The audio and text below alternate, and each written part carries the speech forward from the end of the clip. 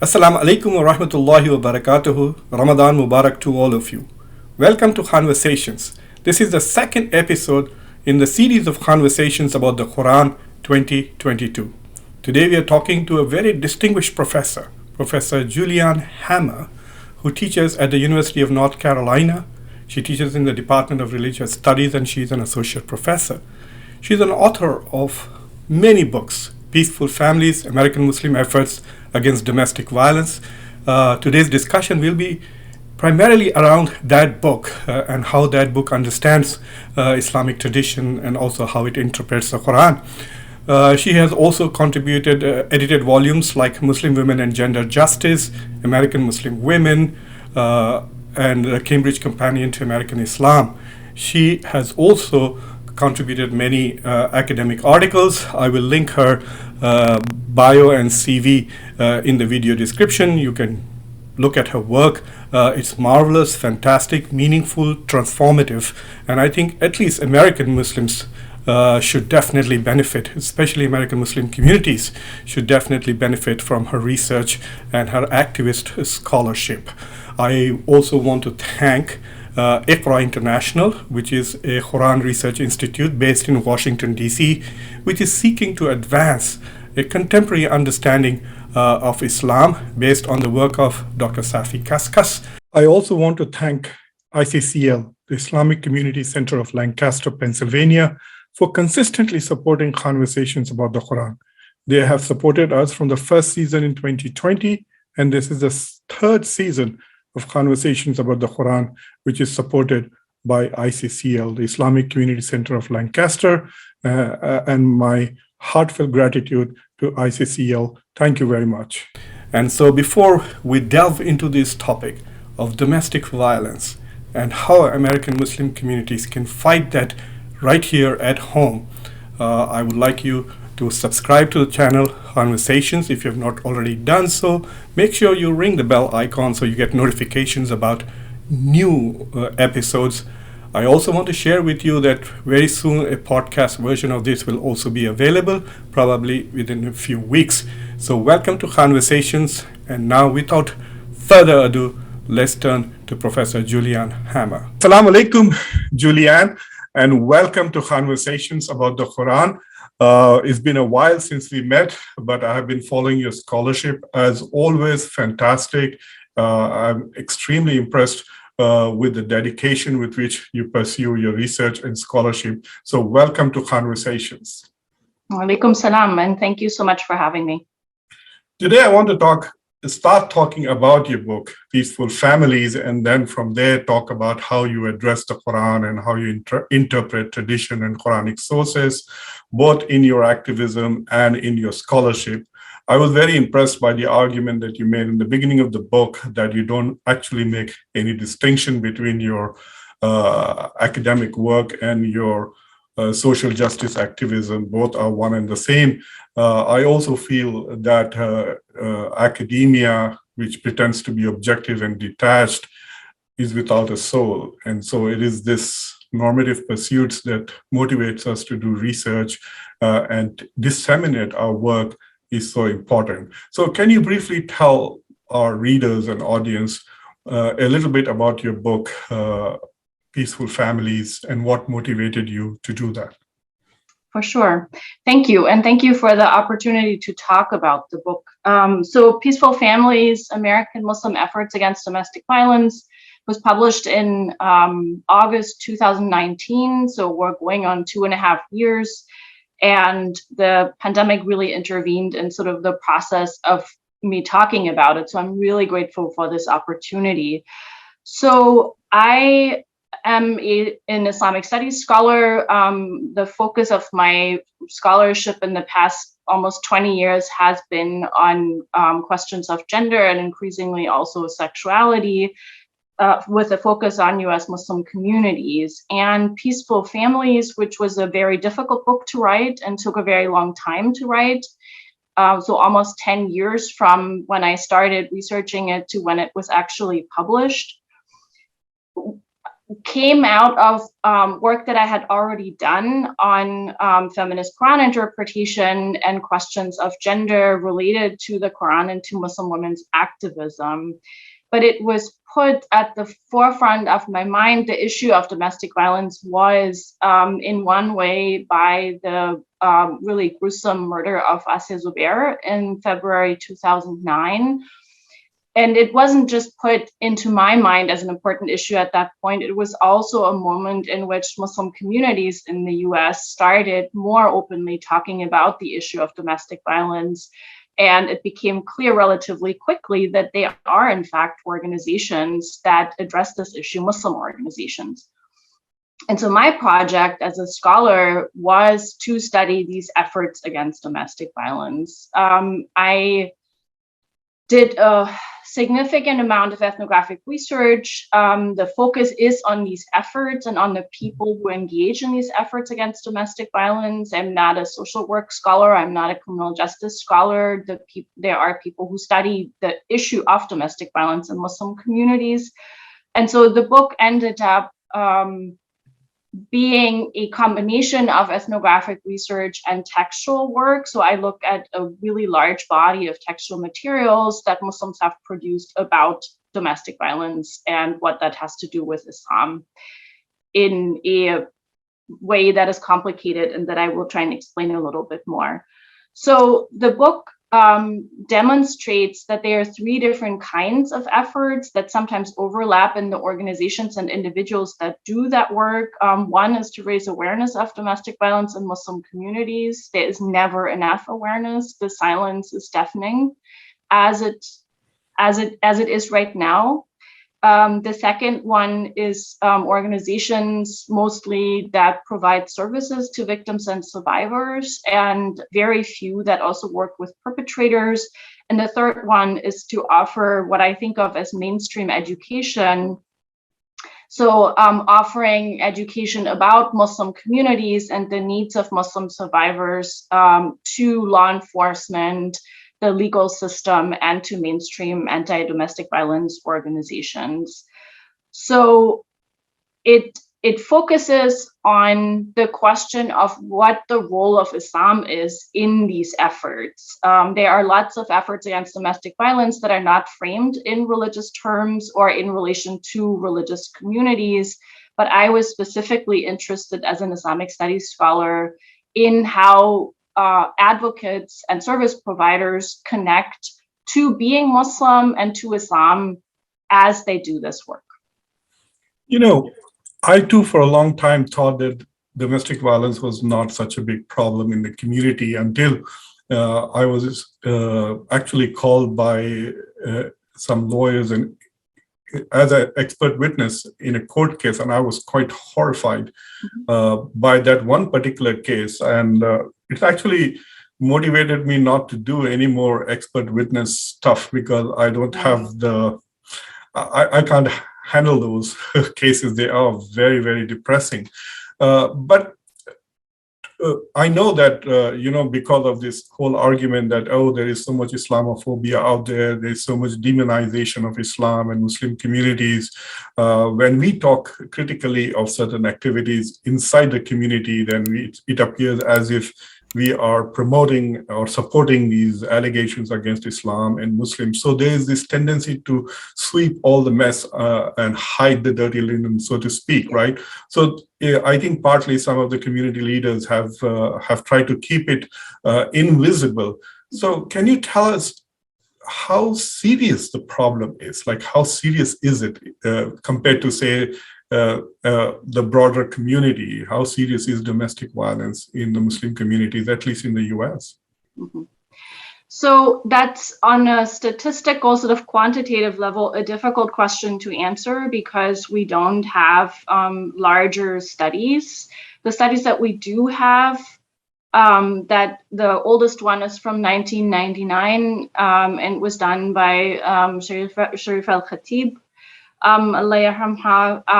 And in these studies, what we see is really not surprising at all, which is that the incident of domestic violence in Muslim communities is about the same that it is in other communities. Muslims aren't special in a positive way. So there isn't less domestic violence, but there's also not more as far as we can tell. And so this sort of Islamophobic argument that Muslims are uniquely violent and that the sort of tendency towards radicalization and violence is also expressed in the family is an Islamophobic argument. It's a racist argument, and it doesn't hold water in comparative studies. That doesn't tell you anything about how much it happens. The statistics that we have from the CDC in particular indicate that 1 in 3 women will be domestically abused in some form in her lifetime. That's a staggering and just extremely, extremely disturbing number.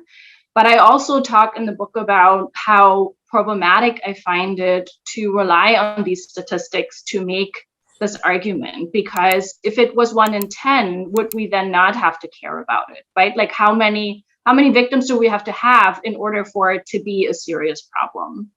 And the other problem with the statistics is that there is what Germans call a Dunkelziffer, so a number that just doesn't get captured precisely because it is so difficult to talk about it, right? So the silence isn't a Muslim problem; it's a general societal problem. So when you use the phrase domestic violence and you abbreviate it to DV, what does it mean? Does it actually mean physical hitting, or it also constitutes psychological abuse? I have had students, in very particular, I don't want to specifically identify a community, but they were having some financial problems. So I spoke to their mom, and I wanted to help them with some, grants and food stamps, etc. And so when I asked the mom of her legal status, she didn't know. She didn't know whether she was legal or illegal, whether she had a green card, and she couldn't show me her passport because apparently her husband had all her documents. So it was, to me, quite stunning that a woman could not know what her legal status was in this country, and she had been here for quite a long time. So what do you actually mean by domestic violence? Like, what is the scope of it? Right. So there are different ways in which that gets defined, but I think it's really important to define domestic violence / domestic abuse as a power and control dynamic that can involve physical violence. It can involve psychological violence.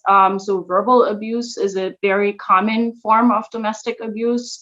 It can be financial abuse. It can be, in the case of people where immigration is part of their life experiences, it can be immigration status abuse. It can be spiritual abuse. That's one of the things that is specific to religious communities. So one can use religion as a tool for abuse.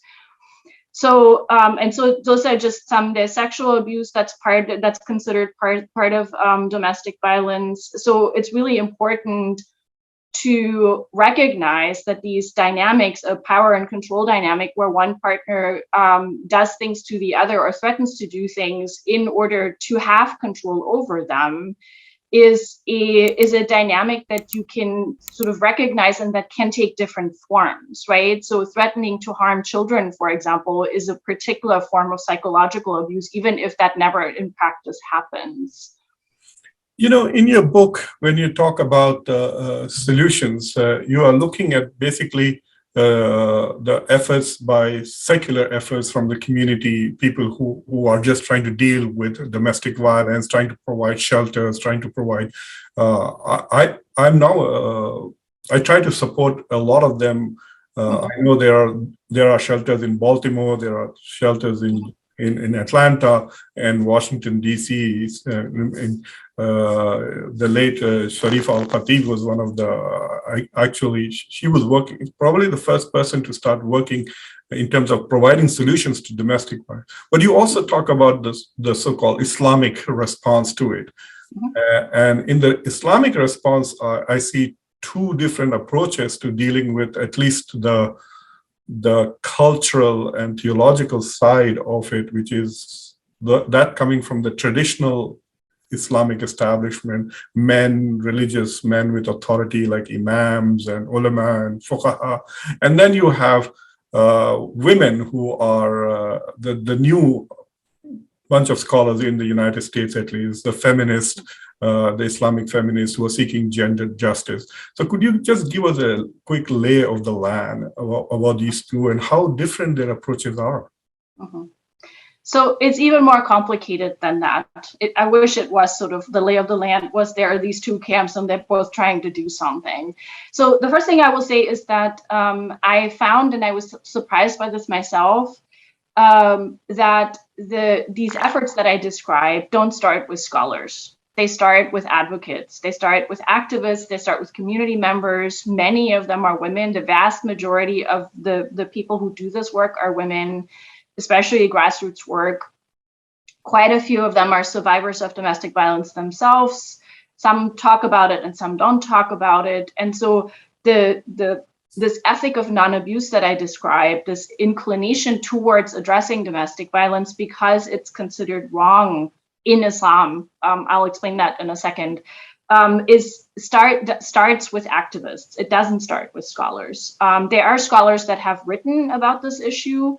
I personally was inspired in part to go in that direction by feminist Muslim scholars, including Amina Wadud, Aisha Chaudhry, Sadia Sheikh, and Mohja Kaf, because they were people who had written about this issue in a variety of ways from a feminist perspective. So that's my own approach to it.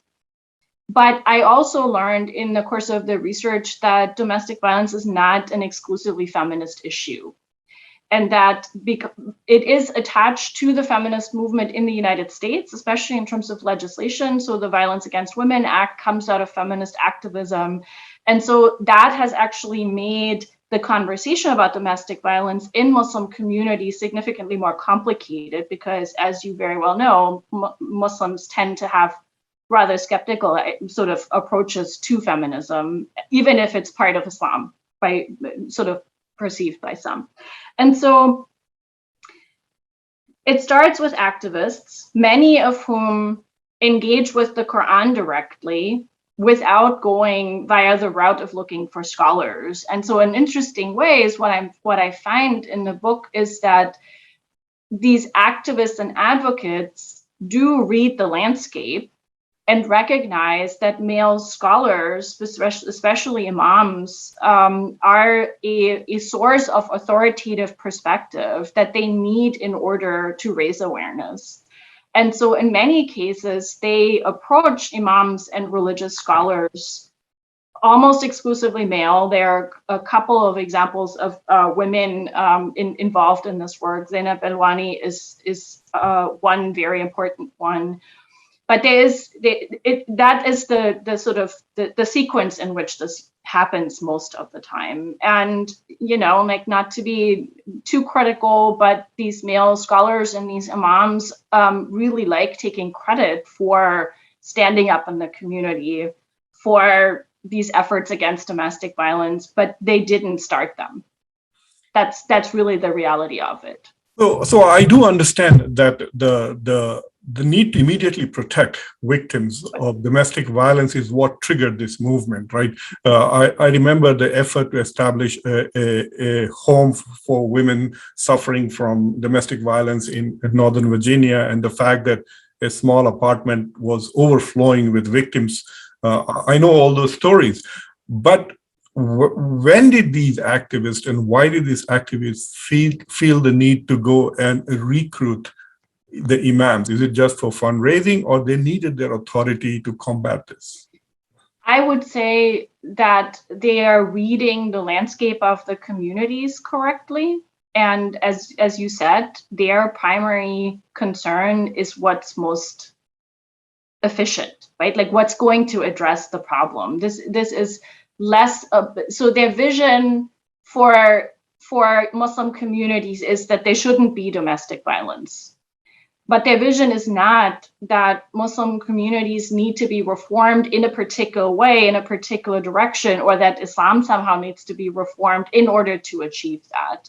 That's actually typical for activist organizations and advocates, that they focus on the problem at hand and there is a part of it that is about what in the book I describe as recognizing Islam, the idea of Islam, or the tradition, as you probably would call it, as either a resource for work against domestic violence or as a roadblock. And so this resource roadblock approach, which I learned about from Peaceful Families, from one of the organizations that does this work and has done it for a long time, founded by Sharif al-Khatib. And this approach allows us to recognize that Islam on a pedestal doesn't work for these very practical things, right? So as I said, perpetrators of domestic violence sometimes use the Quran and Islam as a tradition in order to abuse their wives. But Islam also offers resources, right? So the advocates are all convinced that the Quran is, that God, as expressed in the Quran as part of Islam, is against domestic violence, that you can't justify it. And that's not ethical to do so. And so the turning to, I see the turning to male scholars as a strategic move that really just recognizes who has authority and who has standing in the community. And their primary concern isn't being recognized. I will also say, and I think that's a really important piece here, that most of these efforts are not recognized by the communities. In fact, people who work against domestic violence in Muslim communities are often treated really badly because they are opening up really important conversations that are very uncomfortable, right? It's also, I think, worth pointing out that in many cases, the perpetrators are imams and religious authority figures or communal authority figures or the biggest donors to a particular masjid.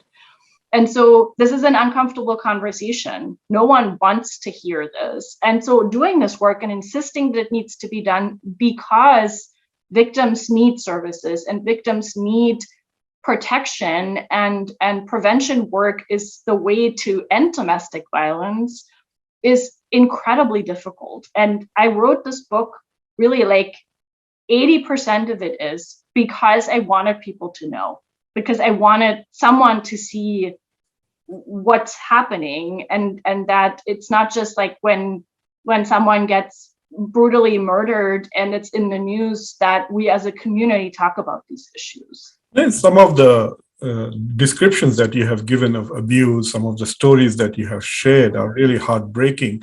And while listening to you, I just realized that the ayah of justice in the Quran, which states, stand up for justice, even if it has to be against your own, also speaks to this particular issue. In one of the chapters, in the 4th chapter, you do an interesting analysis and discussion of the work, a sermon by Sheikh Hamza Yusuf and another talk by Imam Majid, where Imam Majid does not address the ayah or the so-called wife-beating verse, whereas Sheikh Hamza does that. And you make an interesting point in saying that this assumption of progression, abuse is instantaneous, isn't it? Like it doesn't happen, like nobody is following the ayah and saying, okay, I'm going to reason with you now because I disagree with you. I'm going to counsel you, and then I'm going to stay away from you. I'm going to basically abstain from sex, and then I'm going to now beat you. You know, that's not how violence happens, really, does it? So it's not. However, this power and control dynamic that I described often takes place as a spiral. And it has a sort of cyclical nature to it. I think one of the really important things about 434, which is like probably one of the most discussed verses in the Quran, at least among some people, and it's not only about the daraba part at the end of it, it's also about Qiyama and Nushuz, and how the sort of succession of the parts of the verse sort of lead to this possibility. So there is a lot of engagement with that verse. The advocates that I spoke to are all aware of it. Some of them, I think, wish it wasn't there. There's also some feminist scholarship that has sort of looked at the ways in which the very presence of this verse is a challenge. And there are different ways in which people deal with that challenge. Some don't talk about it. Some talk about it and claim that idribihunna in that verse doesn't mean to beat, so that it means something else. Some talk about how this isn't what there's a whole story of Asbab an-Nuzul about the Prophet having engaged with a community member about being abused, and the husband being an abuser, and then this verse is revealed, and Muhammad says something like, God wanted one thing and I wanted another, right? So expressing discomfort. So there are lots of different ways in which the verse appears in this work. What I recall about that is, I think he told him to it was the woman and the father, right? He said, well, the two of you, why don't you both beat him up? To the husband who was beating her. And then this verse was revealed, and he called him back and said, I wanted it one way, but Allah wants it another way. And also, the best of you will not strike their wives, yes, and children. So there are ways to engage with this verse. It comes up frequently. My sort of hunch is that it at least sometimes comes up because journalists know about it. There is no way to talk about domestic violence where this Quranic verse doesn't come up with is actually a form of Islamophobia, right? To say so Muslims do this because it's in the text. And I want to caution here also, Sadia Sheikh did an interesting study in Muslim communities in South Africa many, many years ago now that also points to the fact that Muslim perpetrators of domestic violence don't necessarily use the Quran or even know about it. Yes. They don't, domestic abuse doesn't happen because the Quran has a verse that talks about disciplining wives physically. It happens because of a power dynamic and a power differential that makes abuse possible, right? Like controlling another human being in the marital relationship is a particular form of abuse that's possible because of power. And many perpetrators, they might, pick up on 434 to say, oh, but also I have the right to do that. I can tell you from 6 years of pretty intense ethnographic research, I didn't encounter anyone except this one person at this one event who said, well, but this verse in the Quran says that men can beat their wives. That's not really how this conversation works. And I think it's important to recognize that the Quran doesn't function like a car manual, right? Like people don't take it and read it and say, oh, now I'm going to apply that to myself, or I'm not going to apply this one, but I'm going to apply this one because I like it. It's often an afterthought. And I think that's important for recognizing what the relationship between religion and domestic violence actually is, right? Like that's the resource word block thing. See, one of the things with 434 is not many people, I think if you today went to India or Pakistan, etc., and talked about this, they're not aware of the politics of it. The politics of 434 is mostly in Western countries where people are looking at the Quran and trying to say, oh, Muslims are like this and like this because of this is there. And sometimes people, but I think it is a barrier to legislation, right? If we can ask imams that in their khutbahs, etc., to say that it's forbidden for you to use violence against your spouses, or domestic violence need not be just spouse, right? It couldn't be your daughters, etc. Then this issue comes up about the legality of this verse. But from the people who I've had one whole episode dedicated just to this ayah in the last season. But people who are trying to get around the verse basically try to give different meanings to the word yadrubuhunna and say, okay, there are 30 different meanings, 19 different. Some people even have tried to say that it is make-up sex, but it is basically saying to move away, to go away, or to walk away. But if you actually look at the verse itself, so there are three stages. The first one is counseling. The second one is walking away, and so the third one can't be the same, right? So there is this issue of whether the Quran indeed is authorizing discipline of some kind or not. But you can see the power balance. It doesn't work in the reverse way, right?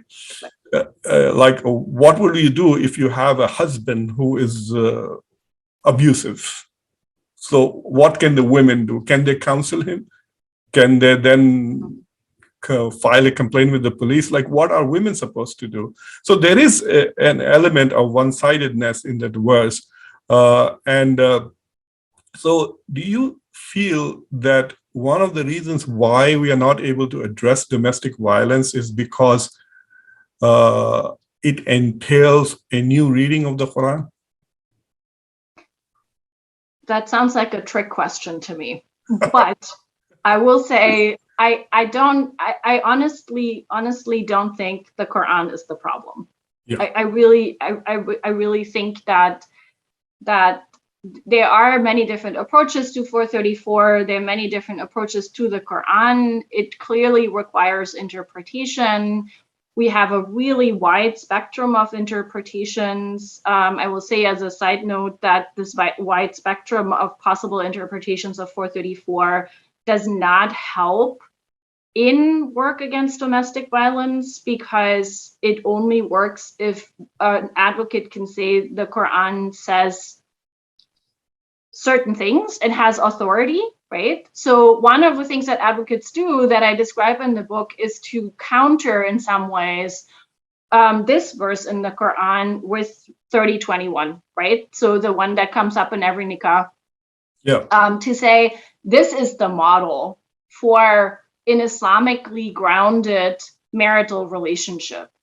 And if that is the model, if this is the verse that where God is telling Muslims, this is what your marriage is supposed to look like, you can't at the same time also have this physical disciplining for whatever nushuz means and the infraction is, right? Because these two things don't go together. And so that then becomes a question of which verse is supposed to be applied in what way. Like, is this a set of guidelines? Is this a description of what was and also a norm?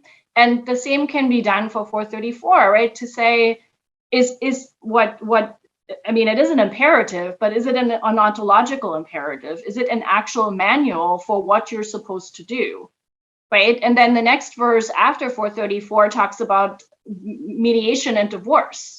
Yeah. So it's a very complicated thing, and the Quran functions in these conversations sometimes at the forefront and sometimes not at all.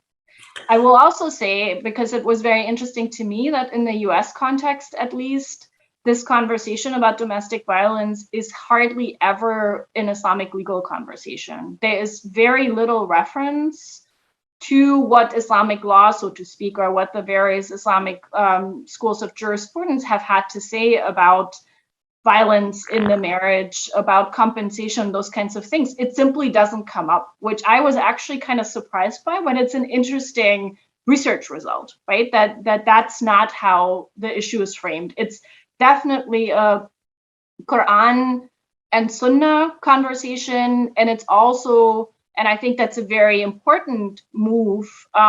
It's a conversation, and you brought it up already. It's a conversation about justice, yeah. and domestic violence as an injustice to the people that are being abused.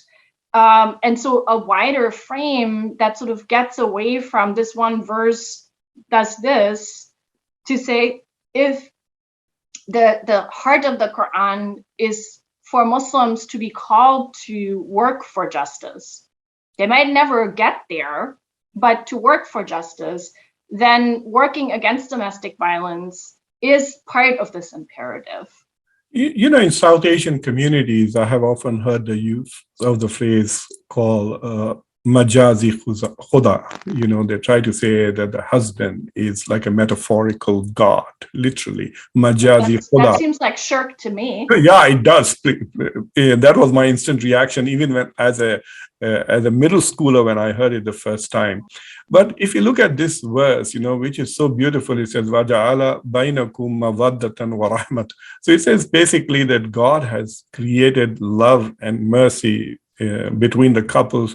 But if you also look at the Sunnah of Prophet Muhammad, peace be upon him, I mean, he had zero history of domestic violence. In fact, there was a time when he was having trouble with his wife, and he moves away and goes and lives alone for a short period of time. And then in the final khutbah, he basically says very clearly, "The best amongst you are those who are the best." So there is so much resources that I think that turning to the tradition to combat domestic violence may be a good thing, really, right? If people are familiar with how and in the book you talk about dhulm, as to how that if we can cast domestic violence as oppression, which is what it really is, and there is so much in the Quran and the Hadith tradition to combat opposite. I mean, the famous Hadith: if you see something that is unjust, you have to act. You cannot just ignore. So what is the near future? I mean, have things improved with all this that you have observed with the activism against domestic violence? I mean, there are two things, right? One, to reduce the incidence of domestic violence. The other is to basically provide resources to take care of the victims. There are two challenges. So do you think that other communities getting better at doing this?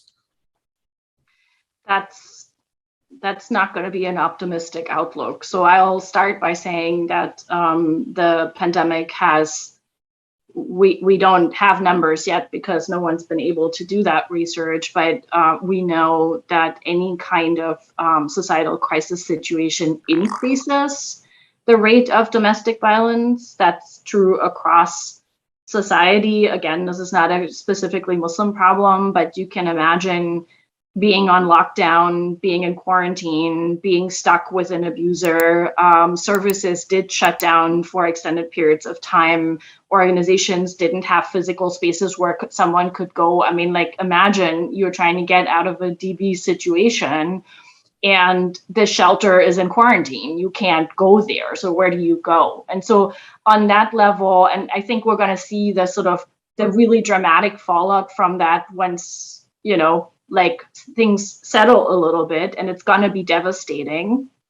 So in that sense, things are definitely not better.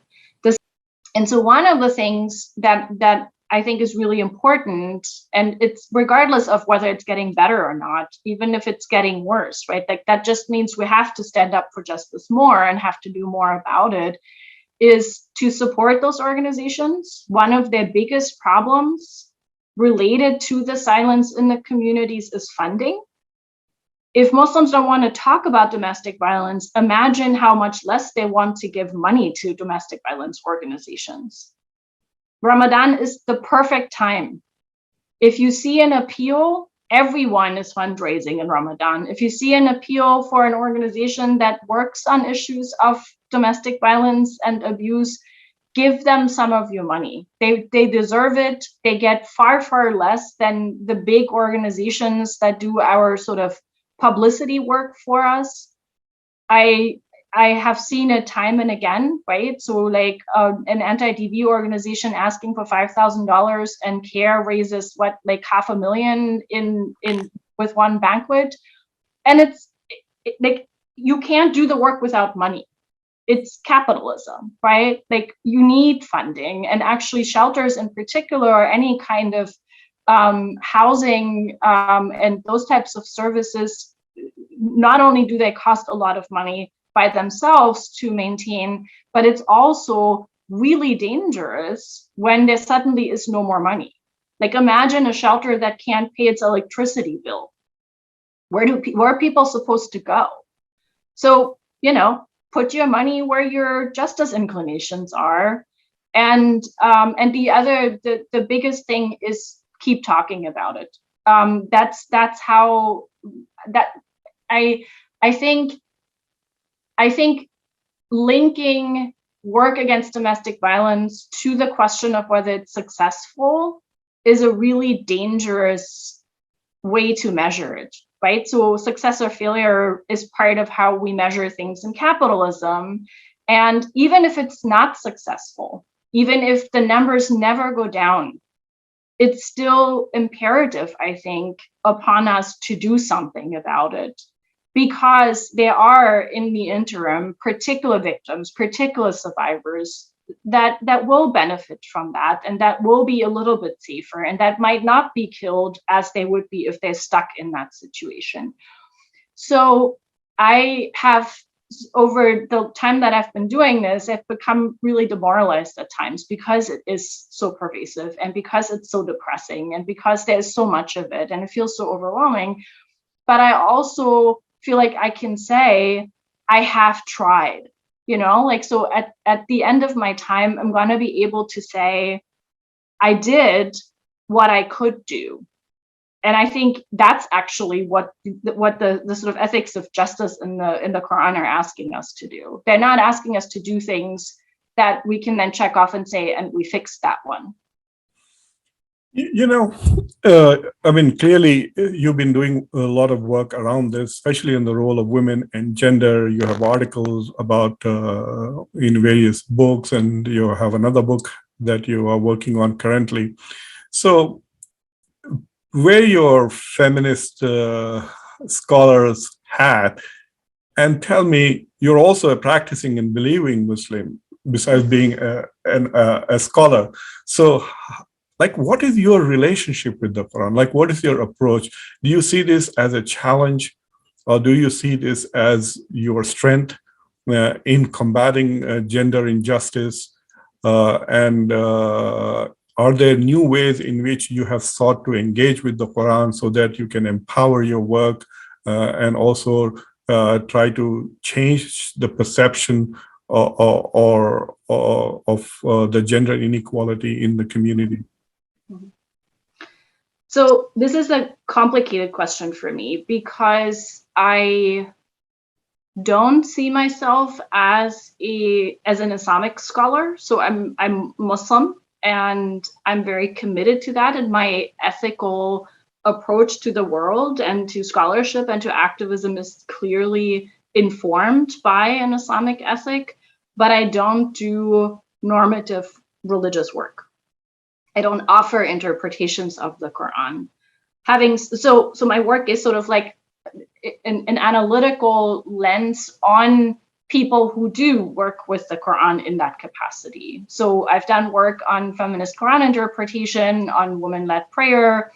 I'm working currently on a project about Muslim communities and sexual violence that comes out directly of this work. But I'm also working on a project that looks at what I now think of as patriarchal interpretations of the Quran. So a way to, or the tradition, so a way to take back on the part of Muslim feminists, some of the sort of part of the spectrum that's inhabited by people who claim to have the tradition, the real Islamic tradition. And their vision of Islam, or their understanding of Islam, is a patriarchal understanding of Islam. And I really just want to point out that that's not a self-evident thing, that just because they claim to have the tradition doesn't mean others don't have it.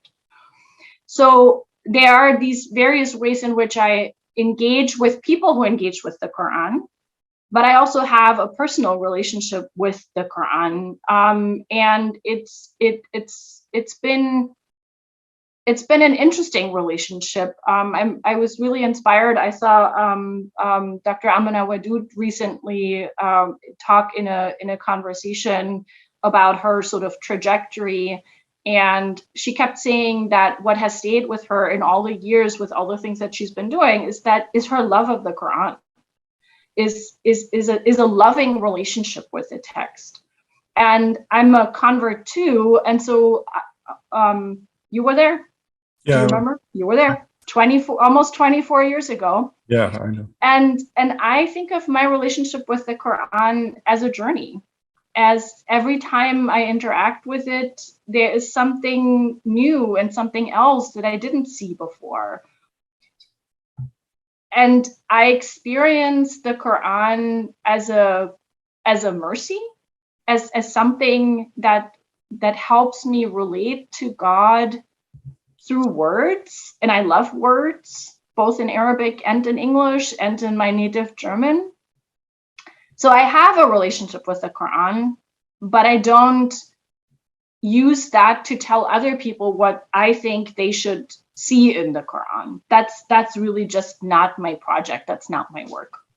I feel like I have come to a place where that ambivalence doesn't bother me so much, because my relationship with God is a heart relationship before it is a brain relationship.